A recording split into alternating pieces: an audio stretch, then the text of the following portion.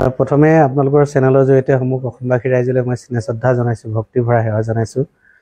হয়, আমাৰ মাজত জনতাৰ শিল্পী ৰাজীৱ শদিয়া এতিয়া নাই। আমি এতিয়াতো একো কৰিব নোৱাৰোঁ, সকলো ৰাইজে জানিছে। আমি তেওঁৰ আত্মাৰ সদগতি কামনা কৰিছোঁ আৰু পৰিয়ালবৰ্গৰ শোকসমাপ্ত পৰিয়ালবৰ্গলৈ সমবেদনা জ্ঞাপন কৰিছোঁ। আচলতে মই আগতেও কৈছোঁ, সিদিনা ৰাজীৱ শদিয়া এখন মঞ্চত গীত পৰিৱেশন কৰি থাকোঁতে দুটা গীত পৰিৱেশন কৰাৰ পাছতে তেওঁ ঢলি পৰিছিল। আৰু ময়ো ওচৰতে এখন প্ৰগ্ৰেমত বাৰেকুৰি বুলি কয়, বাৰেকুৰি অঞ্চলত এখন প্ৰগ্ৰেমত অনুষ্ঠান কৰি আছিলোঁ। আৰু হঠাৎ মোলৈও খবৰ আহিলে, ৰাজীৱৰ এনেকুৱা হৈছে। মই প্ৰগ্ৰেম শেষ কৰি ল'ৰালৈকে গৈছিলোঁ। আৰু তেতিয়া তেওঁ আছিলে ৰূপাই কোনোবা এখন হস্পিটেলত আছিলে, কিন্তু মই আগবাঢ়ি যোৱাত তেওঁলোকক ক'লোঁ যে তেওঁক তাৰপৰা লৈ আনিব লাগে যদি তাত ভাল চিকিৎসা হোৱা নাই। তেতিয়া তেওঁ সতীৰ্থসকলে, তেওঁৰ বাদ্যশিল্পীসকলে তথা সেই অনুষ্ঠানটোৰ উদযাপন সমিতি, য'ত তেওঁ গান গাই আছিলে, উদযাপন সমিতি গোটেইখিনিয়ে লগ লাগি লৈ আহিলে। মই এডোখৰত লগ লাগি মানে তিনিচুকীয়া এখন হস্পিটেলত ভৰ্তি কৰালোঁ ধৰাধৰি কৰি। তাতো হস্পিটেল কৰ্তৃপক্ষই ক'লে যে বহুত কেছটো ক্ৰিটিকেল আছে, গতিকে ইয়াত নহ'ব। তেতিয়া আমি ল'ৰালৈকে ডিব্ৰুগড় মেডিকেল কলেজলৈ আমি লৈ আহিছিলোঁ। আৰু ৰাতিয়ে মই ছুপাৰিণ্টেণ্ট সঞ্জিত কাকতিদেৱক ফোন কৰিছিলোঁ। তেখেতে ৰাতিয়ে ফোন উঠাইছিলে। আৰু সঞ্জিত কাকতিদেৱে কিন্তু বহুত চেষ্টা কৰিছিলে। ডক্টৰবিলাক খুব ৰাতিয়ে শুই উঠি জগাই পিনি আনিছিলে আৰু বহুত ভালদৰে চিকিৎসা কৰিছিলে, কিন্তু ভগৱানে তাক বাচি থাকিবলৈ নিদিলে। অৱশেষত তেওঁ আমাৰ মাজৰ পৰা গুচি গ'লগৈ। আৰু আপুনি গীতটি সংক্ৰান্তত কৈছে, আচলতে গীতটি মই কৰিছোঁ। গীতটি মই লিখা নহয়, ডক্টৰ বিনোদ চন্দ্ৰ বৰা দেৱে লিখিছে আৰু সুৰ কৰিছে ডক্টৰ নিৰুত বৰুৱাদেৱে। তেওঁলোক ইউনিভাৰ্চিটিৰ, মাজুলী ইউনিভাৰ্চিটিৰ। আৰু এতিয়া সমালোচনা হৈ আছে, মই ধন ঘটিবৰ কাৰণে এইটো কৰিছোঁ।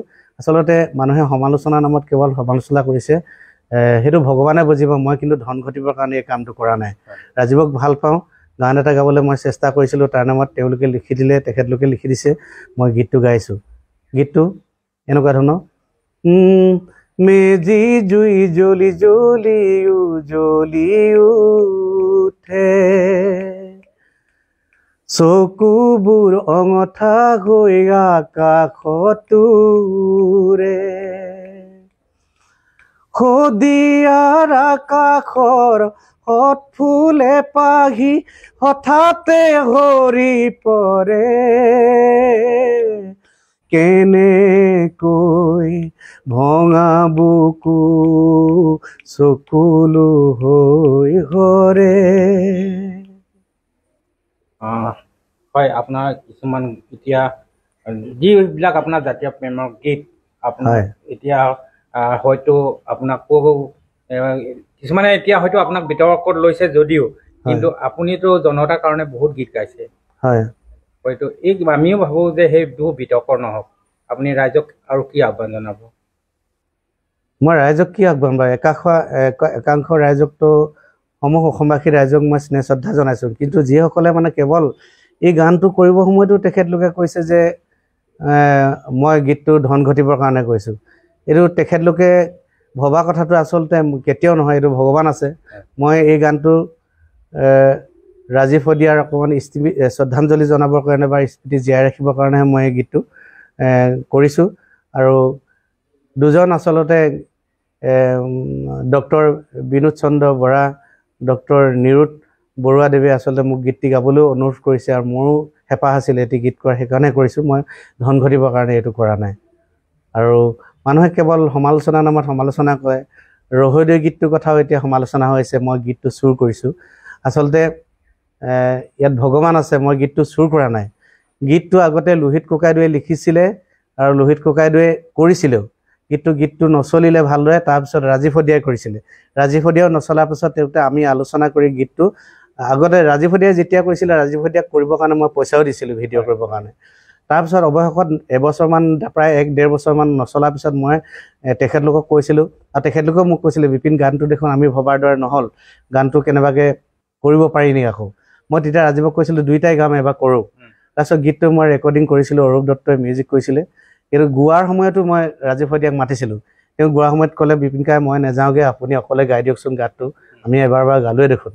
তেতিয়া গানটো কৰা হ'ল কৰাৰ পিছত যেতিয়া ৰিলিজ দিবলৈ হ'ল তেতিয়া লোহিত যিজনে লিখিছিলে লোহিত গগৈ ককাইদেউক আৰু ৰাজীৱ শদিয়াক মোৰ গাড়ীত তুলি লৈ মই গুৱাহাটীলৈ লৈ গৈছিলোঁ গুৱাহাটীৰ হোটেলত ৰাখিছিলোঁ তেওঁলোকক আৰু গুৱাহাটীৰ প্ৰেছ ক্লাবত গীতটো ৰিলিজ দিছিলোঁ আৰু সেই গীতটো উন্মোচন কৰিছিলে লোহিত ককাইদেৱে যিজনে লিখিছিলে আৰু লগত আছিলে ৰাজীৱ শদিয়া আমি হেনেদৰে গানটো ৰিলিজ দিছিলোঁ আৰু গানটো অসমৰ ৰাইজে আদৰি লৈছিলে কিন্তু এইটো চুৰ কৰি কোৱা কথা কিবা সমালোচনা কৰিছিলে এইবিলাক একদম আচলতে ফকতীয়া সমালোচনা হয় এইবিলাক কোনো সত্যতা নাই এই সমালোচনাত মই সেইকাৰণে ভগৱানৰ ওচৰতে আৰু অসমৰ জনসাধাৰণলৈ আগবঢ়াই দিছোঁ কি বিচাৰ কৰে তেখেতলোকে ইতিমধ্যে ৰাজ্য চৰকাৰে তেওঁৰ পত্নীক 5 লাখ টকা অনুদান দিছে কি ক'ব হয় আমি সৌহিদিনা এখন বিয়াত চাবুৱাৰ এখন বিয়াত আমাৰ শিল্পী সমাজে তাতে বহুতো আছিলে কুসুম কৈলাশ ভিগু আছিলে গীতালীৰ পৰা আছিলে গোটেইখিনি আমাৰ বহুতখিনি আমাৰ শিল্পী আছিলে আমি এখন এপ্লিকেশ্যন লিখিছিলোঁ আৰু